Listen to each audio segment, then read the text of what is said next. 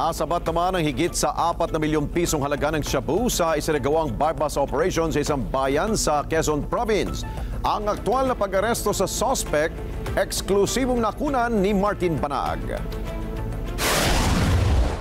Himas rehas ngayon ang isang high-value individual drug suspect na ito makaraang maaresto sa kinasang bypass operation ng San Antonio MPS, QPPO, Provincial Drug Enforcement Unit at PDEA 4A sa Barangay Arawan, San Antonio, Quezon.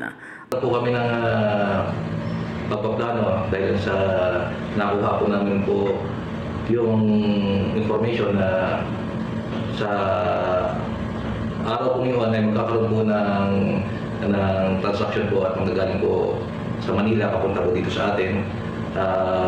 At yung pong ating personnel ay nakipag-transaction po sa kanila. Kaya po nung pagdating po dito, matagumpay naman po natin na naisagawa po yung ating bypass operation. Ayon sa opisyal, ito anya ang kauna-unahang malaking halaga ng iligal na droga ang nakumpiska sa naturang bayan.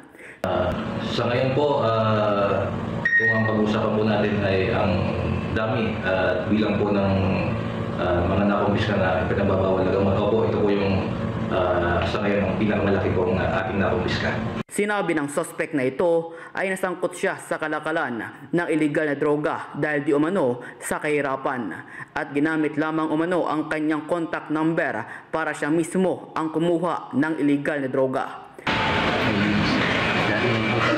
Kailangan po, ako naman po talaga kami walang-wala. Kaya po ako sama ko sa gayan.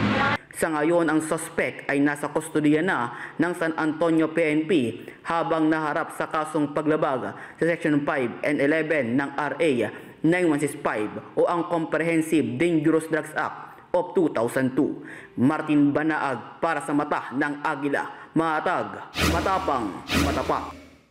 Maraming salamat sa inyo pong pagsubaybay sa Mata ng Agila Primetime. Para malaman ang matatag, matapang at matapat na mga balita, i-follow lamang at mag-subscribe sa @Net25 TV.